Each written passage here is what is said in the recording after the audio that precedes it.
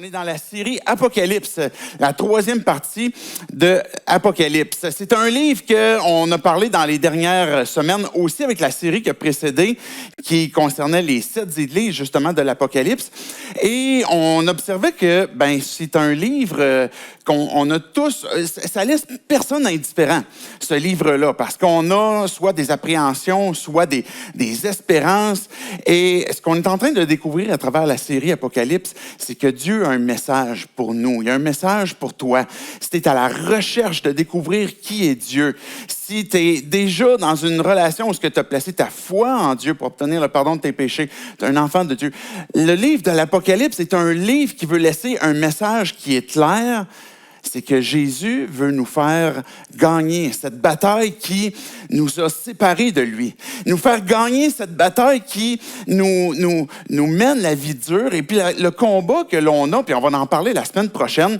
J'ai appelé le discours de cette semaine 777 avec l'intervention divine. Et la semaine prochaine, on va parler plus spécifiquement justement du combat que j'ai intitulé 666. Donc, devinez qu'est-ce qui s'en vient pour la semaine prochaine. Là, je sais, vous avez déjà hâte. C'est quoi la marque? Finalement, ça va-tu savoir? Je vous en parle la semaine prochaine. Mais aujourd'hui, on parle de ce combat que Dieu veut nous donner la victoire et que ce 777 ou que ce chiffre imagé, est justement l'intention que Dieu il nous communique qu'il veut intervenir dans nos vies. Il veut intervenir sur notre monde pour nous amener à vivre le plan qu'il a prévu pour nous, pour qu'on puisse redécouvrir notre Créateur, redécouvrir ce pourquoi il nous a créés. Si vous avez une Bible, je vous invite à l'ouvrir déjà maintenant dans Apocalypse 7. Tout au long de la série, on ne voit pas tous les chapitres. Donc, il y a des chapitres qu'on passe par-dessus, comme par exemple le chapitre 6 qu'on ne voit pas, où on voit comment est-ce qu'il y a les 4 cavaliers, par exemple, de l'Apocalypse. Le but de la série, c'est, sans voir tous les textes, c'est qu'on soit capable d'avoir certains outils pour qu'on puisse ultimement, finalement, aller nous-mêmes retourner dans le livre et puis tirer profit de ce qui nous est donné. Donc, je veux pas que ça soit trop théorique. Il y a une certaine partie où justement, je veux qu'on puisse s'aider à trouver comment est-ce qu'on peut lire puis comment est-ce qu'on peut tirer le message de Dieu pour nos vies. Et puis, il y a évidemment aussi une partie où on va avoir l'encouragement que Dieu veut nous donner à travers le texte de Apocalypse 7. Je commence par la fin, au verset 13 à 17. On va revenir tantôt au verset précédent. Mais les versets 13 à 17 vont comme suit. L'un des anciens prit la parole et me dit, « Ceux qui sont habillés d'une robe blanche, qui sont-ils et d'où sont-ils venus? » Fait que là, je lui répondis, « Mon Seigneur, tu le sais. » Alors il me répondit, « Ce sont ceux qui viennent de la grande tribulation. Ils ont lavé leur robe et l'ont blanchie dans le sang de l'agneau. C'est pourquoi ils se tiennent devant le trône de Dieu et le servent jour et nuit dans son temple. Celui qui est assis sur le trône les abritera sous sa tente. Ils n'auront plus faim, ils n'auront plus soif, le soleil ne les frappera plus, ni aucune chaleur brûlante. En effet, l'agneau qui est au milieu du trône prendra soin d'eux et les conduira aux sources des eaux de la vie, et Dieu essuiera toute larme de leurs yeux. » J'aimerais prier avant qu'on aille plus loin. Dieu, je veux te dire merci pour ce texte. Je te prie que tu puisses venir nous parler ce matin, que tu puisses venir remplir nos cœurs de ce que toi tu as à nous dire. Tu connais Dieu, comment est-ce qu'on veut te connaître, tu nous connais, tu sais c'est où qu'on est rendu. Et je te prie que tu puisses venir, Dieu, placer cette vérité, placer ton doigt dans nos cœurs, dans nos vies, là où on a besoin d'être interpellé et faire un prochain pas de foi. C'est en ton nom, Jésus, qu'on prie ces choses. Amen. Amen. Est-ce que ça vous est déjà arrivé d'avoir la réflexion comme quoi que vous n'avez pas la capacité de pouvoir tenir bon jusqu'au bout? La période des déménagements a commencé, vous savez. Déjà, cette semaine, j'ai participé à 2 différents déménagements et même mon poêle chez nous a brûlé, donc il a fallu briser, il a fallu que j'aille le changer. J'étais allé avec mon garçon chercher un nouveau poêle et puis, on était les 2 à forcer sur le poêle, et puis même les 2 autres déménagements, mais on se retrouve souvent forcés sur des divans, sur des grosses boîtes, et peu importe. Puis à un moment donné, on arrive dans le milieu des marches, puis là, on a le doute qui peut nous arriver que j'ai l'impression que je n'aurai pas la capacité de me rendre au bout. Et là, il y a une petite panique qui arrive dans notre esprit parce qu'on est dans les marches. Qu'est-ce qu'on fait si, ben là, mes mains, je les sens glisser, puis là, je suis rendu comme avec le bout de mes ongles à tenir le poil. Et là, ben là, on lâche un quart la dernière seconde, comme, OK, on l'accote, il faut l'accoter comme là, tout de suite. Et puis là, on le met dans les marches. Et puis là, ben, on se reprend. Et puis, on peut descendre, finalement, le reste des marches. Ça m'est arrivé plusieurs reprises à travers différents déménagements. Ça m'est jamais arrivé, finalement, de quand même laisser tomber un frigidaire dans le bas des marches. J'espère qu'un jour, ça va m'arriver. J'ai hâte de voir ce que ça ferait.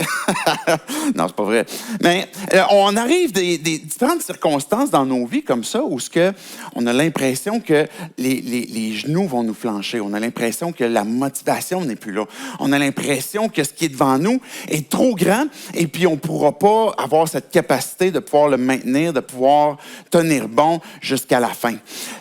C'est quoi qui est le plus important quand on regarde nos vies devant nous puis qu'on veut s'assurer de tenir bon jusqu'à la fin?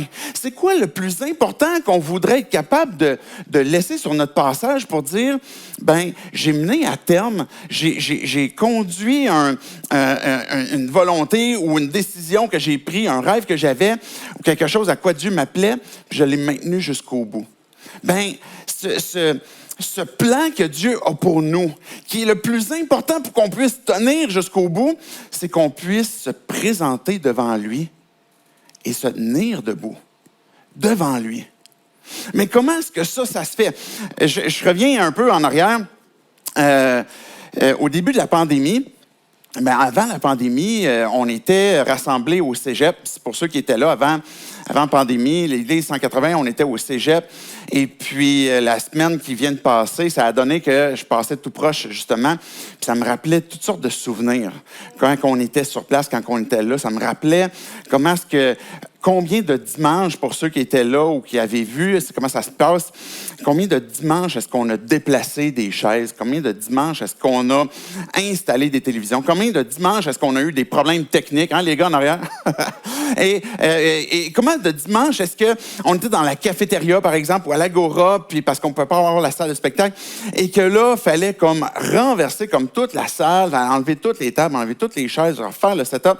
Fait que quand vous arriviez, si vous ne participez pas, par exemple, à l'installation, ben vous arrivez, puis là, l'événement commence. Ben, on était là quand même depuis 6 heures le matin à déplacer des trucs. Et j'ai eu la réflexion à qu'est-ce qui reste de ça aujourd'hui? Mais c'est pas l'Église 180, c'est pas terminé. Puis, où on va être dans les semaines, dans les mois à venir, bien, on a hâte de voir, puis ça fait partie de nos requêtes de prière. Mais quand on regarde comme ça un événement qui rappelle un souvenir, comme par exemple quand on passait devant le cégep, si vous passez devant le cégep, puis on se pose la question, mais qu'est-ce qui est resté? Qu'est-ce qui reste au bout de ça? Qu'est-ce qu'on a construit? Et ce qui est venu sur mon cœur, qui est le plus important, c'est l'impact de Christ dans nos vies. Qu'on aille déplacer des chaises, qu'on aille bâti quelque chose sur terre, qu'on aille fait des grands projets, ça a peu d'importance comparativement à Christ qui est bâti dans nos cœurs. Ou qu'on a pu participer à faire connaître la personne de Jésus dans la vie des gens. Qu'est-ce qui est le plus important au bout de notre vie qu'on doit considérer comme étant est-ce que je vais pouvoir tenir bon quand je vais arriver devant Dieu? Et la raison pour laquelle je pose cette question-là, c'est que le chapitre 7 d'Apocalypse, et je viens de le lire, il va dire, ben, c'est qui ces personnes-là qui sont en robe blanche? Et puis là, Jean, il va dire, ben, tu sais, il va parler avec un ancien dans sa vision. Et puis l'ancien va lui dire, ben, c'est ceux qui ont passé à travers la tribulation. C'est ceux qui ont souffert sur terre et que leur robe a été blanchie à cause du sang de l'agneau et que maintenant, ils peuvent se tenir debout devant le trône de Dieu. Ça n'a l'air de rien, mais quand on regarde un chapitre précédent de Apocalypse 6, je vais juste vous citer les 2 derniers versets qu'on voit dans Apocalypse 6, où ce qu'on voit justement un événement où il y a une bataille. Les rois de la terre, les dirigeants, les chefs militaires, les riches, les puissants, tout esclaves et hommes libres allèrent se cacher dans les cavernes et dans les rochers des montagnes. Ils disaient aux montagnes et aux rochers, « Tombez sur nous, cachez-nous de celui qui est assis sur le trône et de la colère de l'agneau. car le grand jour de leur colère est venu, et qui pourra tenir debout? On arrive à la fin du chapitre 6. Qui va pouvoir se tenir debout devant le trône de l'agneau? Puis on voit à la fin du chapitre 7 qu'il y a des gens qui se tiennent debout devant le trône de l'agneau. Le cœur, il est là. C'est ça qu'on ne veut pas échapper ce matin puis qu'on va attirer notre attention.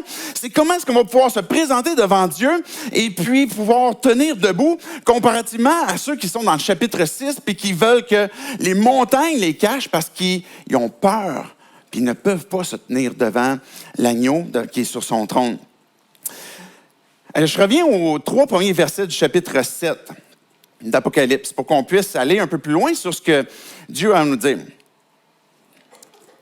Au verset 1, ça dit, « Après cela, je vis 4 anges debout aux 4 coins de la terre. Ils retenaient les 4 vents de la terre afin qu'ils ne soufflent pas de vent ni sur la terre, ni sur la mer, ni sur aucun arbre. Et je vis un autre ange qui montait du côté du soleil levant et qui tenait le sceau du Dieu vivant. Et il cria d'une voix forte aux 4 anges qui avaient reçu le pouvoir de faire le mal, de faire du mal à la terre et à la mer.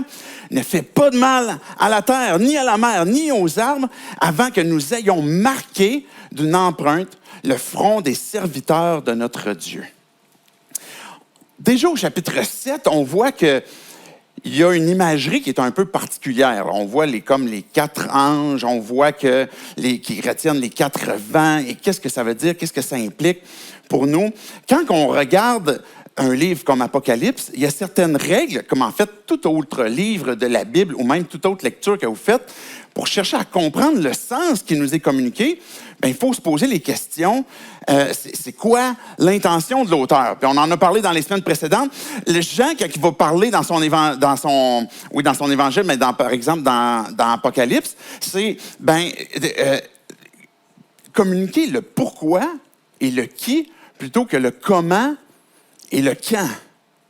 Donc, ce qu'on veut se poser comme question, c'est quoi l'intention de l'auteur? Se rappeler que, finalement, ce qui est important, c'est, oui, de comprendre l'intention de l'auteur, mais de comprendre aussi le contexte des destinataires. À qui Jean est en train d'écrire?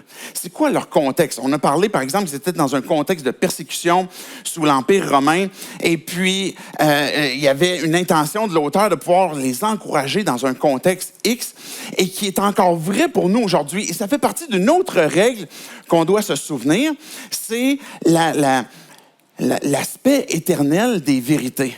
Ce qu'eux recevaient comme vérité à travers cette lettre-là, qui est une vraie lettre, ben, c'est les mêmes vérités qui sont pour nous aujourd'hui. Ça ne peut pas être des nouvelles choses qui apparaissent qu'eux n'avaient jamais reçues. Ce qui est puissant dans la parole, quand que tu veux comprendre la Bible, quand tu veux chercher à comprendre qu'est-ce que Dieu va te dire, ben, c'est de comprendre ces vérités qui ont une portée éternelle et de voir de façon spécifique comment est-ce qu'ils vont s'appliquer à ta vie. Et c'est ça qui fait que, oui, il y a des éléments spécifiques et qui, à travers le temps, à travers les différentes sociétés, à travers les époques, à travers, peu importe notre statut social, c'est les mêmes vérités qui ont été données tant pour eux que pour nous, mais avec des applications qui nous concernent. Et quand on se pose ces questions-là, bien, on est en train d'entamer le livre, justement, d'Apocalypse avec la bonne approche pour comprendre qu'est-ce qu'il veut nous dire. Maintenant, une autre chose qui est importante, c'est de comprendre c'est quoi la structure du livre. On a cette tendance à lire des livres de façon linéaire et chronologiquement progressif. Vous me suivez? Ça veut dire que c'est comme si on suit l'histoire, et puis comme à chaque chapitre qui se passe, bien, l'histoire continue d'évoluer puis d'avancer. Et ça va créer un problème avec le livre d'Apocalypse si c'est pas comme ça que l'auteur l'a écrit. Si, par exemple, le livre d'Apocalypse, ce que j'aimerais vous suggérer comme lecture, c'est de voir à travers le livre d'Apocalypse qu'il y a 7 parties différentes. Pour ceux qui sont en ligne, là, je vous l'ai préparé. Je pense qu'on l'a peut-être sur place, là, si la technique est revenue. Sinon, vous allez pouvoir voir en ligne les 7 parties que je veux vous suggérer pour lire à travers Apocalypse, qui va nous donner l'occasion de comprendre c'est quoi la progression de l'auteur. Je ne sais pas si vous suivez des séries ou des films, je reviens tout de suite sur ces 7 parties-là. Des films, par exemple, où il y a des flashbacks. On suit la progression du film. Puis à un moment donné, puis là, moi, j'ai de la misère à suivre dans ça parce que souvent, comme je dors des bouts aussi, là, la plupart du temps que j'écoute un film. Et puis là, à un moment donné, je suis comme, là, on est où dans l'histoire? On est-tu en train d'avancer? On est revenu comme dans le passé ou on est allé dans le futur? Bien, le livre de l'Apocalypse a plusieurs flashbacks comme ça qui vont revenir. Il va y avoir une progression. Et puis, à chaque cycle des sept parties que je vous suggère, ben on va avoir une progression, puis après ça, on va avoir un retour pour le début. Donc, ce n'est pas une progression du début jusqu'à la fin, mais un cycle avec une forme de flashback. Fait que les 7 parties, par exemple, on l'a vu au tout début dans la série Marc, Christ au milieu des 7 chandeliers. Ensuite, une deuxième partie qu'on voit dans les chapitres 4 à 7, le livre qui est scellé des 7 sceaux. Donc, il y a 7 sceaux qu'on va voir tantôt, les 7 trompettes qui vont suivre ensuite, les chapitres 8 à 11. Ensuite, on va voir la femme et l'enfant mâle persécutés par le dragon et ses acolytes, donc les bêtes et la prostituée. Ça, c'est les chapitres 12 à 14. Et ensuite, on va voir les 7 coupes de la colère de Dieu dans les chapitres 15 à 16 et la 6e partie, la chute de la grande prostituée et des 2 bêtes, c'est les chapitres 17 à 19, et le jugement du dragon, suivi des nouveaux cieux, nouvelles terres, et puis la Nouvelle Jérusalem, les chapitres 20 à 22. Ça va être notre dernière partie, justement, qu'on va regarder, que j'ai appelée Armageddon, et puis le futur, ce qui s'en vient. On va en parler si vous avez des questions sur le jugement. Mais ces parties-là, quand on va regarder, par exemple, les sceaux, ensuite, on va voir des trompettes, ensuite, on va voir comme des coupes qui vont être déversées. Ben, c'est des flashbacks qui ont une progression. Par exemple, dans les sceaux, ça va avancer jusqu'à une bataille finale. Et après ça, les trompettes, on recule en arrière et on reprend jusqu'à la bataille finale. Et puis les coupes, on recule en arrière pour revenir encore jusqu'à la bataille finale. Et ça va être des flashbacks comme ça qui vont progresser dans une période de temps définie. Et cette période de temps-là, qui nous est montrée à travers les Écritures, qui s'appelle les derniers temps, les temps de la fin. Les temps de la fin, c'est ce qui qualifie la première venue de Jésus jusqu'à son retour. Toute cette période-là, de la première venue jusqu'à son retour, c'est ce qu'on appelle les derniers temps. Donc, ce n'est pas juste comme la fin des derniers jours, mais c'est une période qui est qualifiée comme ça et que Apocalypse va décrire, qu'est-ce qui se passe dans cette période-là. Et on est dans cette période-là. Quand Paul, il va écrire, par exemple, aux églises, il va dire, dans les derniers temps, dans les derniers jours, les enfants seront rebelles à leurs parents, il va y avoir des rébellions, il va y avoir un refroidissement, etc. Il va parler dans les derniers temps, dans les derniers jours, déjà au moment que Paul parle, et c'est vrai pour nous aussi aujourd'hui. Il y a un exemple qu'on trouve même dans la parole. Je ne suis pas trop théorique jusque-là, je veux comme vous donner comme quelques outils pour comprendre. On trouve, par exemple, dans les évangiles, c'est 4 auteurs différents, Matthieu, Marc, Luc, Jean, qui vont écrire pendant la même période de temps. Vous me suivez?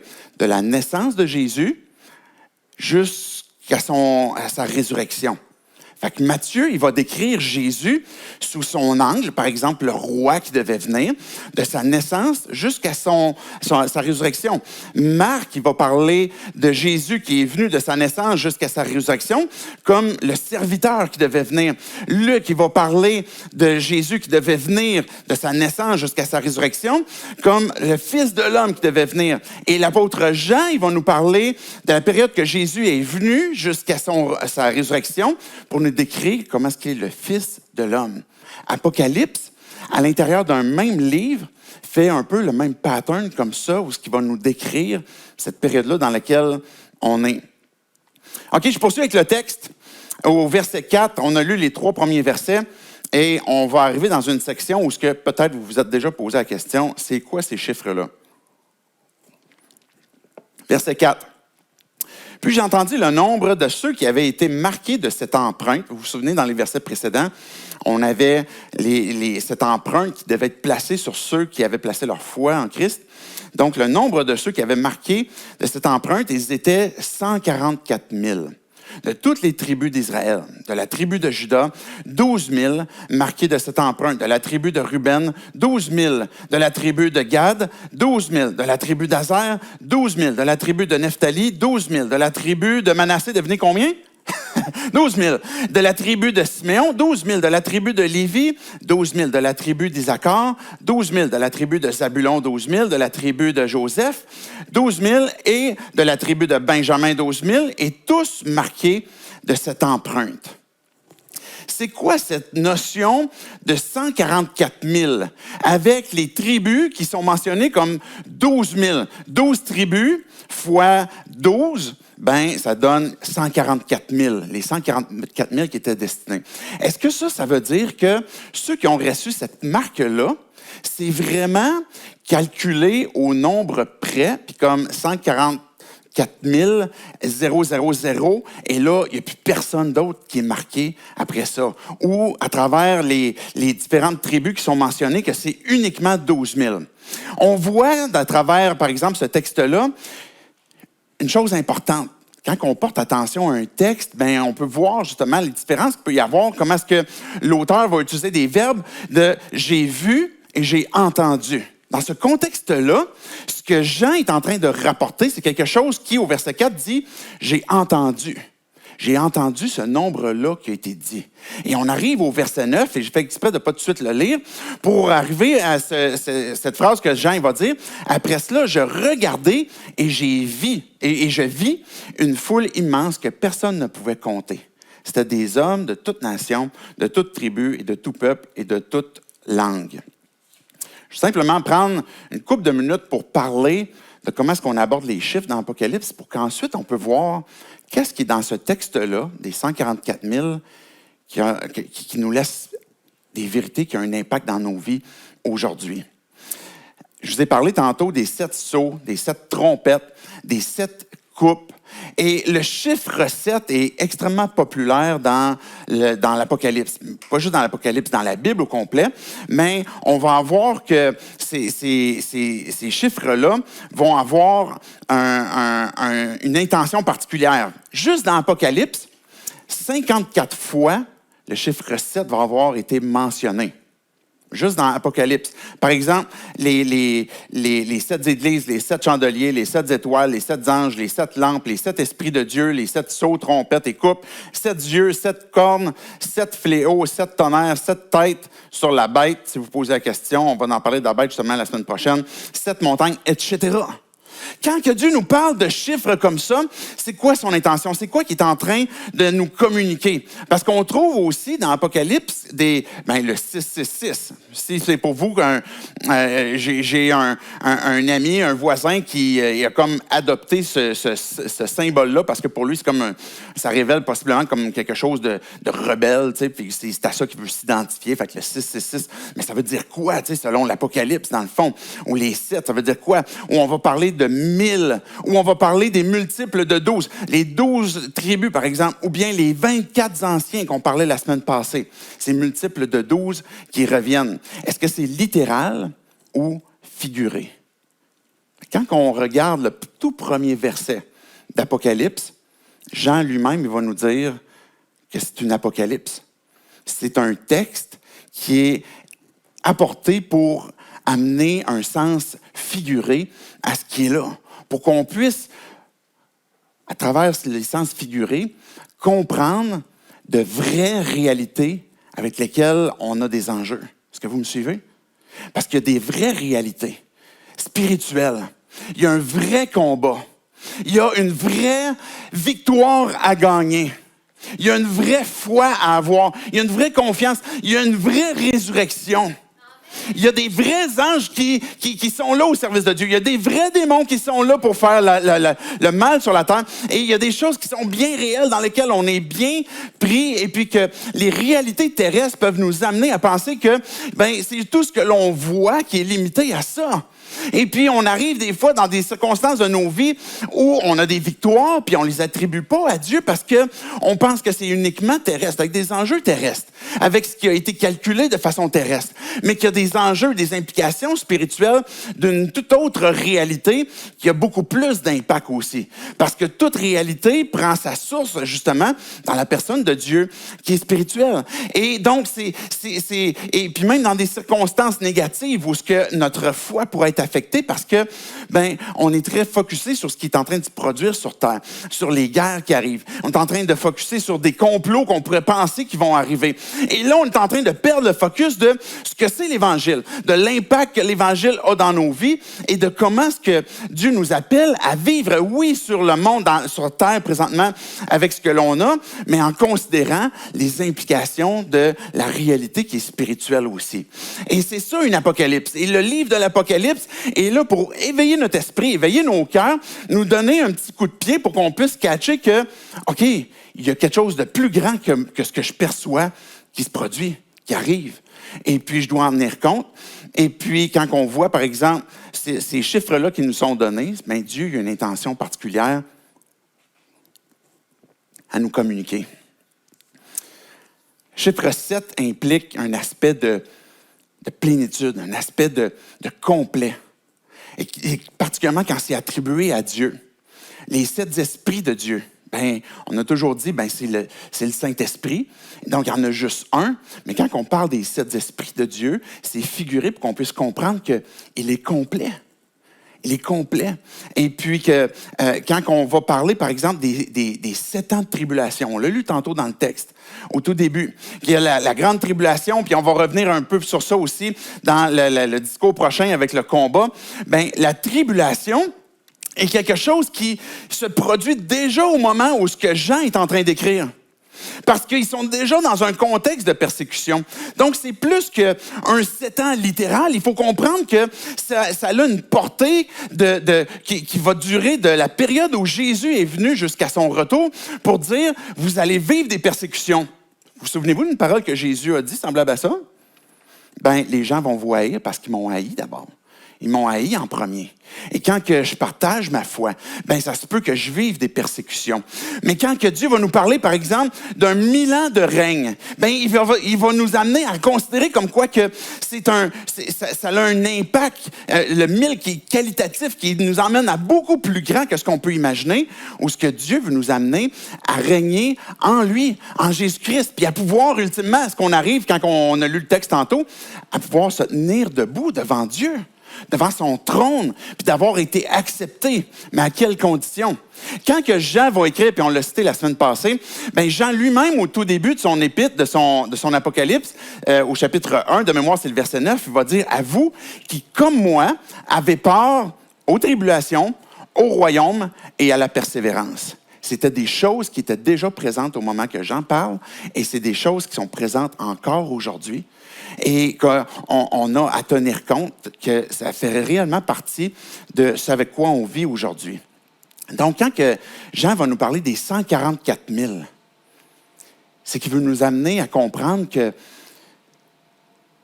parle du peuple de Dieu.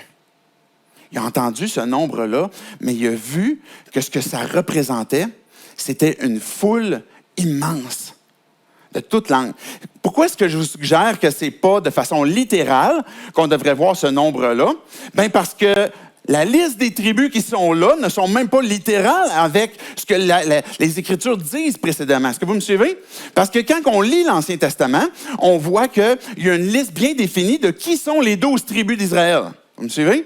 Et quand on lit les tribus qui sont là, c'est pas une liste qui est conforme à celle qui nous est donnée du tout début. Fait qu'il faut se poser la question, mais pourquoi?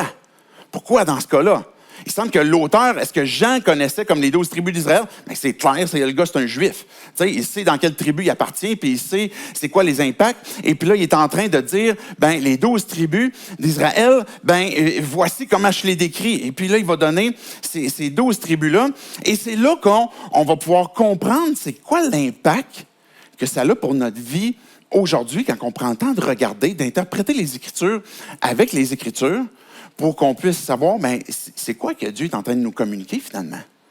Quand on va avoir, par exemple, au tout début du texte, au verset 4, il va dire, j'ai entendu, le nombre de ceux qui avaient été marqués de cette empreinte, c'était 144 000. Donc, 12 tribus, 12 000, 144 000. Et la toute première, c'est Juda.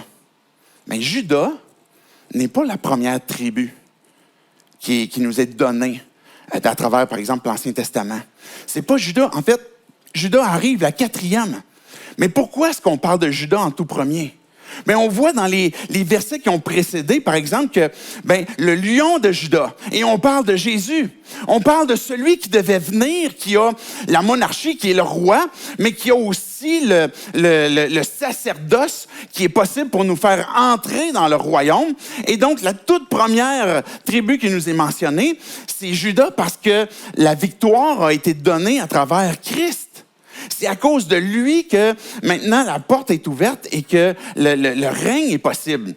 Et ça a un impact pour nos vies aujourd'hui. Parce que puisque Christ qui est ce lion de Juda, puisque Christ est ce roi qui a ouvert la porte et qui nous emmène aussi à le suivre, à lui faire confiance, on le considère aussi comme notre roi, comme notre maître. C'est nous qui sommes ses serviteurs. Quand je suis à la découverte de qui est Dieu, puis je veux savoir, je voudrais comme découvrir qu'est-ce que Dieu a à m'apporter. Ce que tu vas découvrir, c'est que la première des choses que Christ t'apporte, c'est de pouvoir te tenir debout devant lui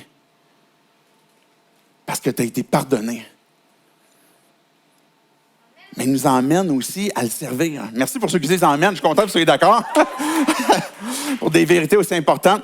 Mais puisque Christ règne, qu'il est notre maître et qu'on l'appelle Seigneur, Sauveur, on est à son service. Christ va t'apporter la vie éternelle. Et il va te rétablir, te réconcilier avec lui, avec le Père. Et que tu vas avoir le privilège. Et ça, pour notre société aujourd'hui, c'est pas super in que de dire, je vais avoir le privilège de le servir. Je vais avoir le privilège de faire ce qu'il me demande de faire. C'est là qu'on découvre la vie en Jésus-Christ.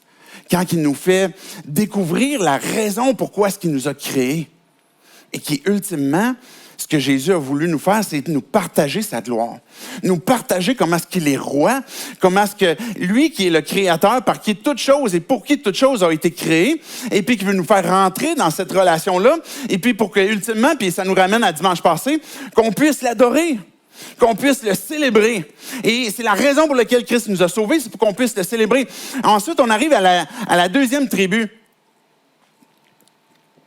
qui est Ruben. Qu'est-ce qu'il faisait là, Ruben? Pas Ruben, Ruben. Mais c'est le symbole comme quoi que je ne sais pas si quelqu'un peut me trouver la bonne traduction de ça, là, les outcasts sont accueillis. Ceux qui sont rejetés, merci. Ceux qui sont rejetés. Ceux qui se sentent pas dignes. Ceux qui croient qu'ils n'ont pas la bonne approche, ils n'ont pas les bons mérites. On a l'impression qu'on va lâcher le four dans les marches. On n'a pas la capacité. On a besoin d'aide. Et puis, dans cette invitation que Dieu nous fait, dans cette marque que Dieu place sur la tribu de Ruben et puis ses descendants, c'est des gens qui sont rejetés, qu'on peut nous-mêmes se rejeter, et puis découvrir comme quoi que c'est possible pour moi aussi d'entrer en relation avec Dieu. Même si mes mérites ne sont pas suffisants. Et en fait, c'est le seul moyen que de pouvoir être réconcilié avec Dieu à partir du moment où on réalise qu'il n'y a aucune action, il n'y a rien que l'on peut faire pour mériter d'être intégré dans une relation avec Dieu. Il n'y a rien que je peux performer, que c'est uniquement par la grâce de Dieu. Et que si tu as déjà donné ta vie en Christ, c'est encore par la grâce de Dieu que tu peux tu peux le servir, que tu peux le célébrer, que tu peux être transformé dans ta vie. Et quand on entre dans une relation avec Dieu, on a besoin de se souvenir que oui, on était séparés de Dieu, oui, on était des outcasts, et puis que j'ai encore besoin de la grâce de Dieu aujourd'hui pour pouvoir avancer, pour pouvoir lui demander où ce que, Dieu, je ne sais pas qu'est-ce qui arrive. Dieu, je ne sais pas pourquoi je chute encore. Dieu, je ne sais pas pourquoi j'ai des doutes dans ma vie. Dieu, je ne sais pas pourquoi est-ce que j'ai plus envie d'aller d'aller à l'église. Je sais pas, Dieu, pourquoi est-ce que j'aime pas tant que ça les chrétiens, puis que tu me demandes de les aimer. Mais là, qu'on peut lui confesser puis lui dire, Dieu, clairement, je mérite pas. Et j'ai besoin de ta grâce. J'ai besoin que tu interviennes dans ma vie. Et j'ai besoin que tu puisses, par la foi, me donner justement cette victoire sur ça. On a Dan, qui est pas là. Dan, là, c'est pas Daniel, c'est Dan. Dan, il est pas dans la liste mentionnée. Puis quand on regarde dans l'Ancien Testament, c'est une tribu importante, la tribu de Dan. Mais là, elle est pas là. Et pourquoi? Mais parce qu'on voit à travers les Écritures qu'il a été rejeté ou exclu à cause de l'idolâtrie. À cause de son désir de se tourner vers d'autres idoles, de se prostituer vers d'autres dieux. Et puis, c'est la raison pour laquelle il n'est pas intégré. Et particulièrement, et de façon absolue, parce qu'il a décidé de persévérer dans ça. On a tous des idoles. On a tous envie d'avoir un autre Dieu que Dieu. Et savez-vous c'est lequel? C'est notre moi. On a envie d'être le roi de notre royaume. On a envie d'être les kings. On a envie de contrôler nos décisions. On n'a pas envie d'être au service d'un Dieu. On a envie de faire valoir nos propres désirs ou ce que je veux pouvoir faire ce que j'ai envie. Et puis finalement, on se retrouve quand on réalise qu'on est peut-être esclave de notre propre idolâtrie, de notre propre idole, mais on réalise que finalement, on n'est jamais satisfait. Parce que c'est quoi qui est important pour moi? Que je sois quelqu'un pour les autres autour de moi? Mais je réalise que je ne peux pas maintenir toujours cet accueil-là de la part des autres. Je voudrais avoir une sécurité puis comme avoir un contrôle sur mon royaume, mais je réalise que je n'ai même pas le contrôle sur ma propre santé. Je n'ai même pas le contrôle sur mon propre âge, ou ce que ça a l'air qu'à chaque année, on vieillit puis qu'on s'en va vers la mort. On n'a même pas le contrôle sur ça. Qu'est-ce qu'on va laisser? Qu'est-ce qu'on est capable de tenir jusqu'au bout? Qu'on dit, Dieu, j'ai besoin que tu me sauves. J'ai besoin que tu me sauves de mes propres idoles. J'ai besoin que tu puisses me faire découvrir, que tu puisses ouvrir mes yeux sur ce qui est en toi puis qui va réellement m'apporter une satisfaction. Que ma sécurité, c'est pas moi qui va la trouver, c'est toi qui vas me la donner. Que l'approbation, je la trouve pas dans le regard des autres, mais je la trouve dans le fait que toi, tu m'accueilles et puis que je peux me tenir debout devant toi. Et quelle que soit notre idole, qu'on puisse se repentir puis dire, cette idole-là, je vais l'abattre. Et quand on regarde justement dans les Écritures comment est-ce que les idoles, on les abandonnait, on les renversait, on donnait un coup de pied dedans, on les détruisait pour pas revenir. Parce que quand on les laisse là, on revient continuellement à nos idoles. Mais j'ai besoin de m'en repentir, de les abattre puis de venir à Christ, comparativement à la tribu de Dan qui a poursuivi dans son idolâtrie et qui n'est pas dans la liste de ceux qui sont marqués.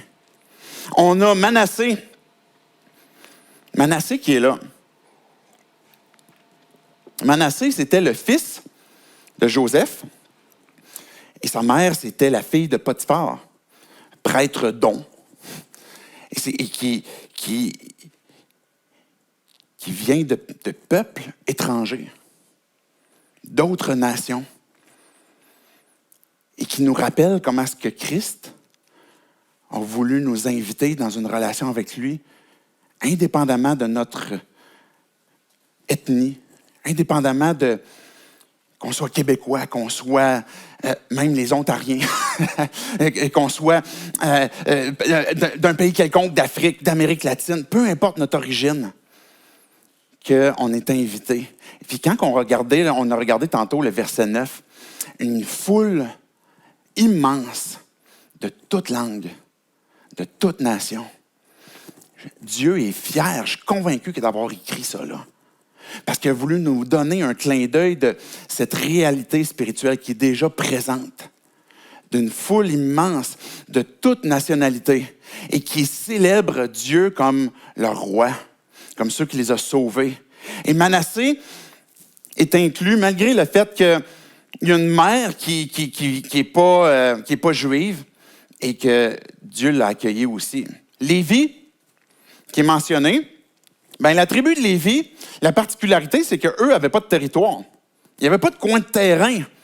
Quand on lit l'Ancien Testament, les Lévites, c'était le peuple qui s'occupait du service religieux pour le peuple. Et là, on le mentionne ici comme aussi ceux qui sont marqués puis qui vont pouvoir avoir un accès à la Nouvelle Jérusalem.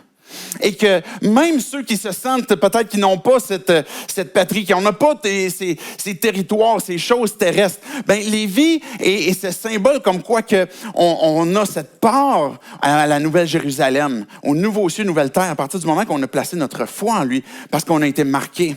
Et c'est quoi cette marque-là, justement? Quelle est cette marque qui nous est donnée? Est-ce que c'est comme une empreinte de 777 dans le front? C'est le Saint-Esprit. Le Saint-Esprit qui nous a été donné.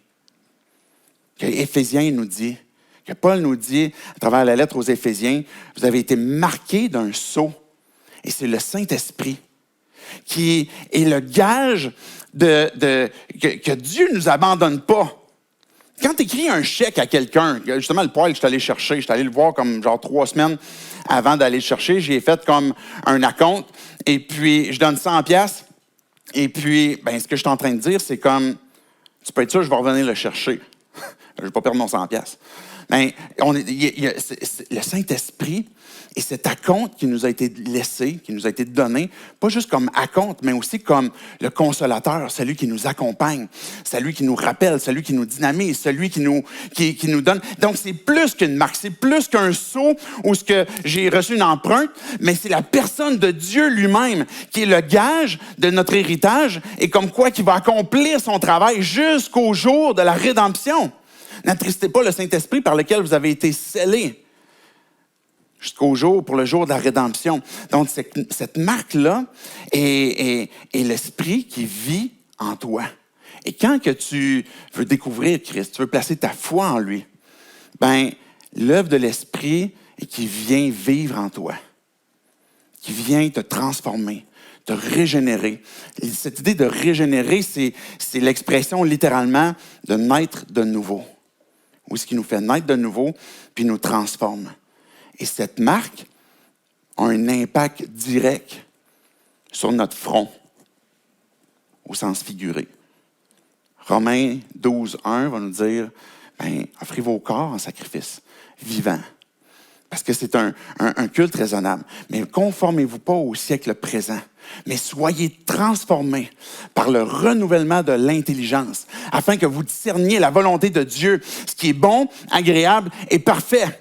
Et cet impact que ça a sur notre front, au sens figuré, c'est que nos pensées sont transformées. À partir du moment qu'on les soumet à Christ, à partir du moment qu'on les soumet à l'Esprit Saint, et que déjà présentement, que même si on vit sur terre, mais avec ces réalités qui sont spirituelles, mais l'Esprit nous accompagne. Il nous rappelle notre identité, il nous rappelle notre victoire que l'on a en lui. Il nous rappelle le pourquoi est-ce que Christ nous a rachetés pour qu'on puisse célébrer sa gloire. Et puis, il nous accompagne et puis il transforme notre intelligence.